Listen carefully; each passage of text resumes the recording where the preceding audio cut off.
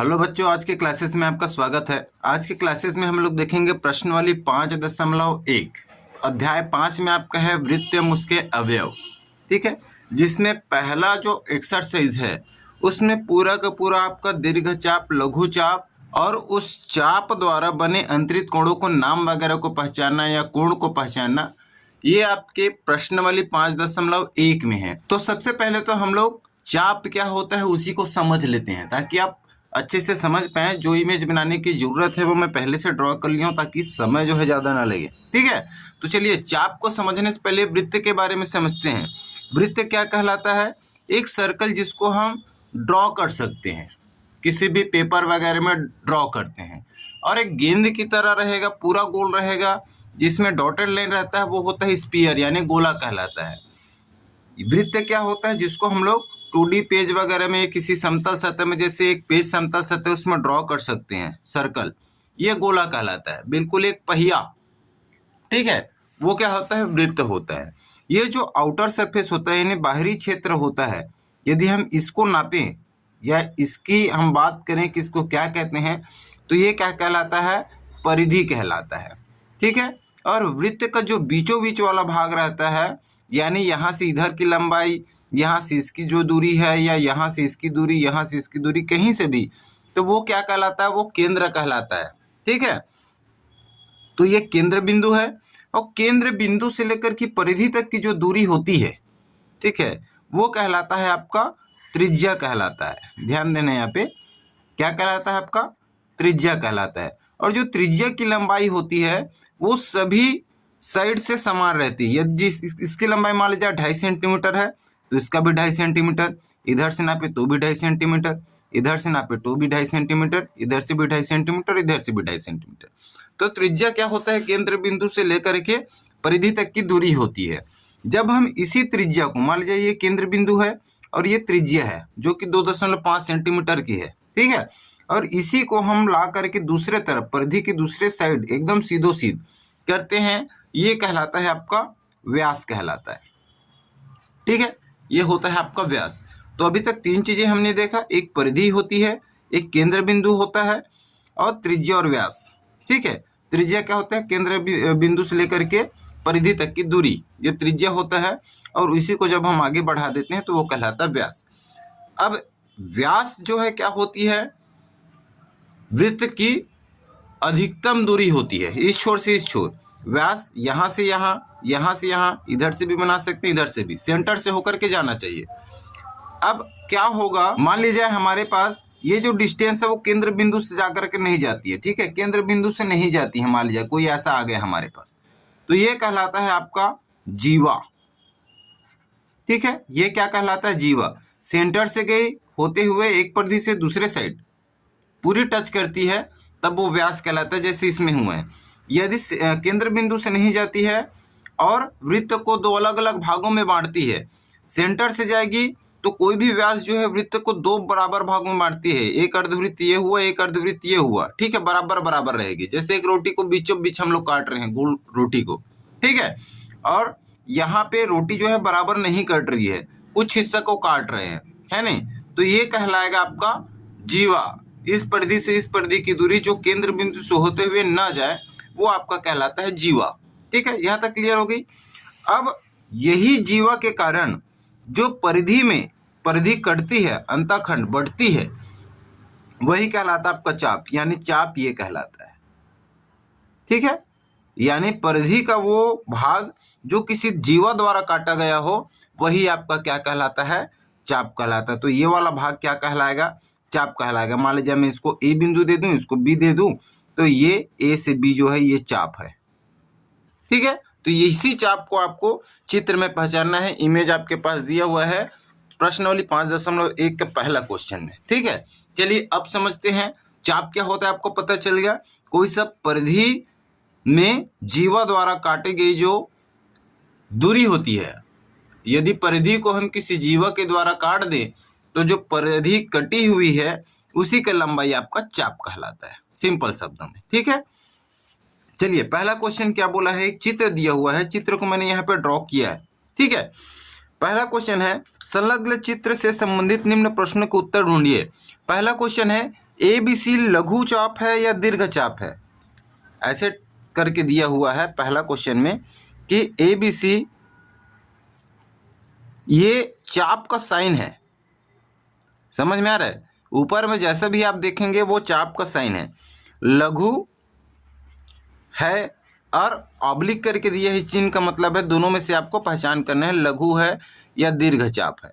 ठीक है, तो चलिए देखते हैं। अब यहाँ पे बोला है ABC, ये A है, ये B है और ये C है। ठीक है, ABC ये बिंदु दिया हुआ है। ठीक है, ABC बीच में कोई भी कोण को हम डिनोट करते हैं। ABC यदि लिखें कोण तो B वाला क्या होता है, कोण बना रहा है। तो ABC में देखते हैं हम, ये A हुआ, ये B हुआ और ये C हुआ। ठीक है, तो दीर्घ चाप है कि लघु चाप। अब ध्यान देना है, ये दो बराबर भागों में बांटती है। व्यास जो है जीवा क्या होता है, कहीं छोटा कटता है कहीं बड़ा कटता है, उसी को हमको देखना है। यदि अर्धवृत्त से बड़ा हुआ, यानी यहाँ इस पे देखिए, यदि मैं बात करूं इधर साइड की तो ये क्या है, अर्धवृत्त से बड़ा है, छोटा सा टुकड़ा काटे हैं। यदि मैं इधर से बोलूं यहाँ एक पॉइंट दे दूं, C दे दूं ACB और यहाँ पे D दे दूं, तो ACB बड़ा है, अर्धवृत्त से ये बड़ा हो जाएगा, ऊपर के हिस्से में ढक दूं तो, और ये क्या है, छोटा है। तो यदि मैं बोलूं ADB चाप क्या है, छोटा होगा और जो अर्धवृत्त से बड़ा होगा यानी आधा वृत्त से बड़ा होगा।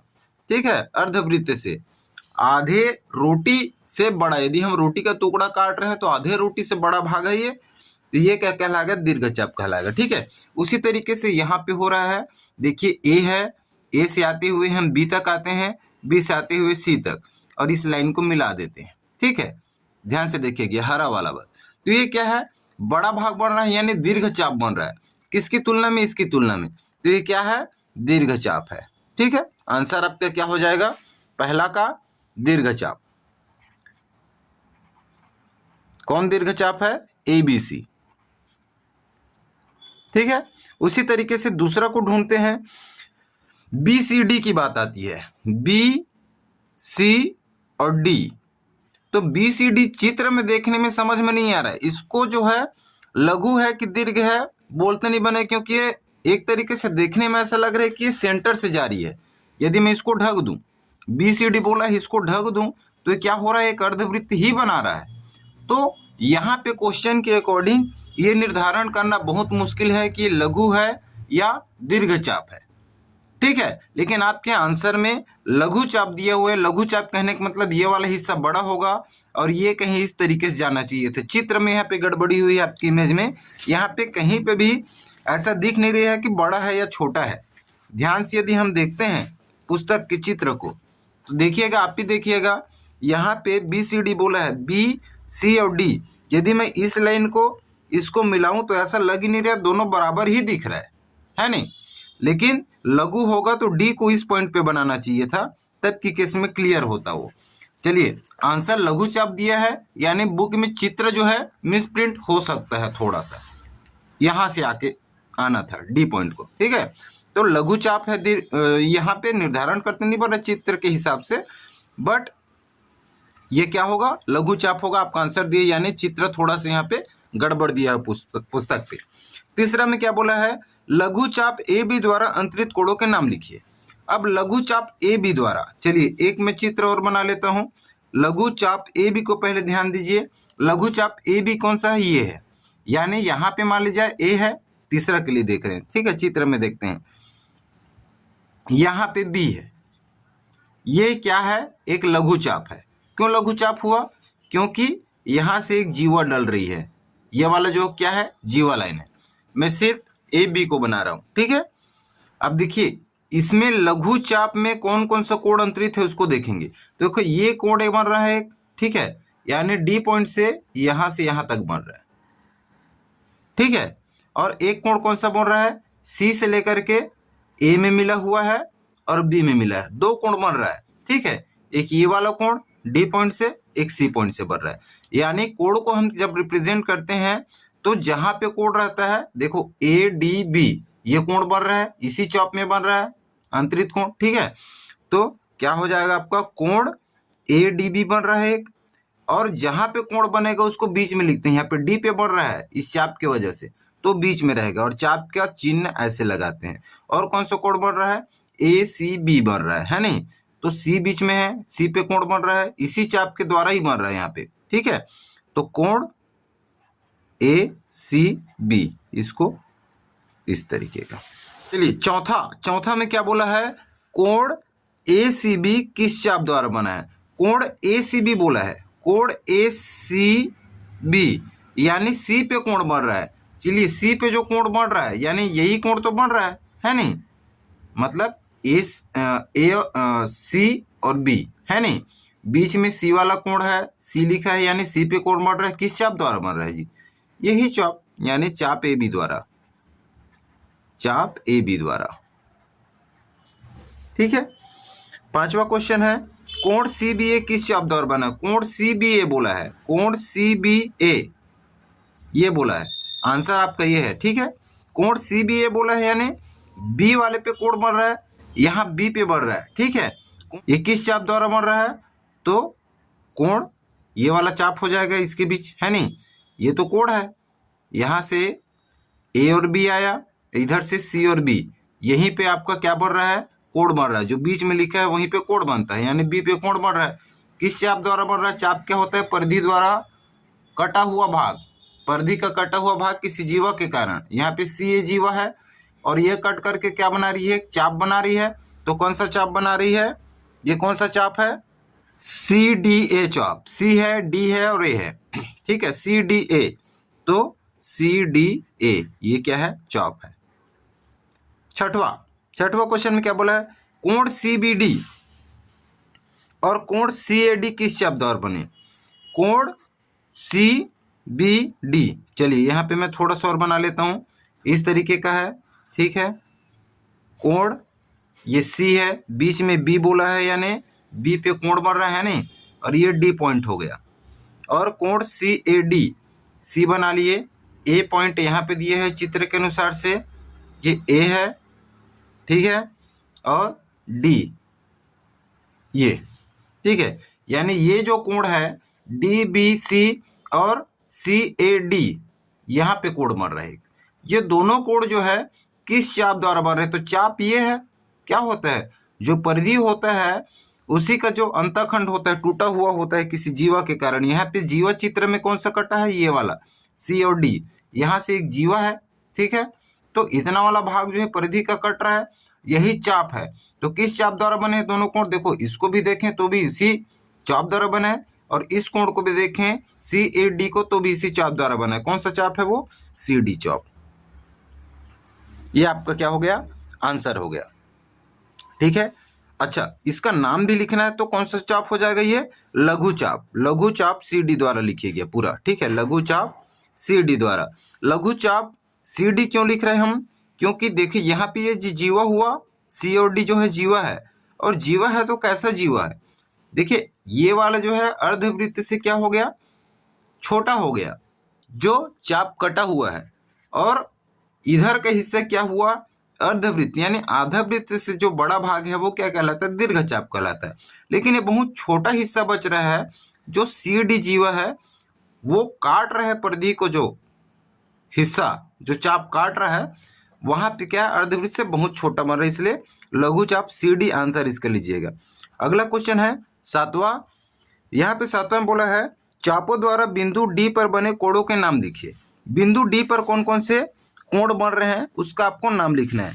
तो चित्र पे फिर से वापस आ जाते हैं, मैं एक इमेज और बना लेता हूं, ठीक है। ये वृत्त है,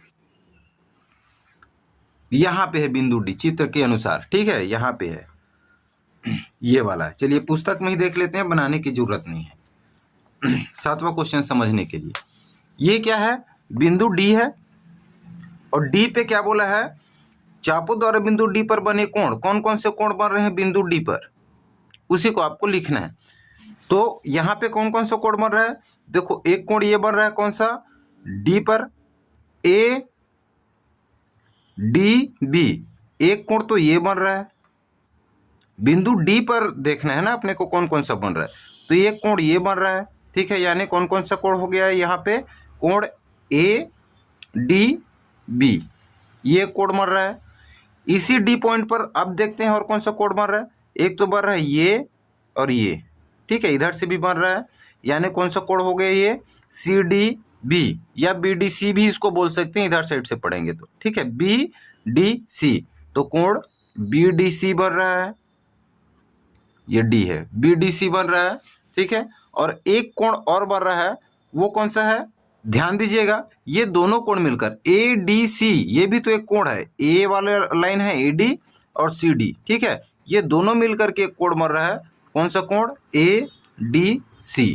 तो ये इसका आंसर हो जाएगा, ठीक है, यानी 3 कोण बन रहे हैं, ए बी डी, कोण बी डी सी और कोण ए डी सी।